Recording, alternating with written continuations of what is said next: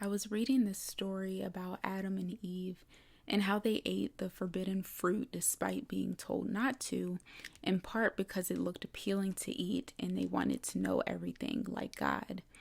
And as I'm reading this text for the umpteenth time, I received revelation and saw something that I had not seen before. I realized that sometimes when we yearn for certain things in life and they are not granted, we interpret it as God withholding blessings. However, when God keeps things from us, it is actually a blessing in disguise.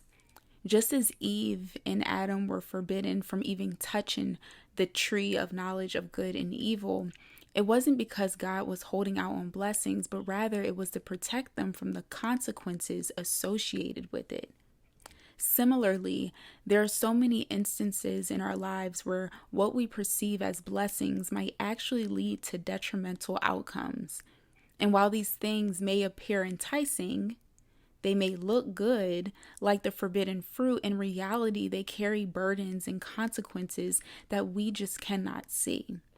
And so when God says no to certain things, He isn't depriving us of blessings, but rather shielding us from potential harm.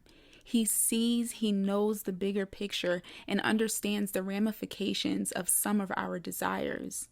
So when your prayers go unanswered or doors remain closed, it may be that God is safeguarding you from unforeseen pitfalls. I know the job opportunity sounded good. I know the relationship felt right. I know the relocation looked appealing. But if God said no, trust that it was for a reason.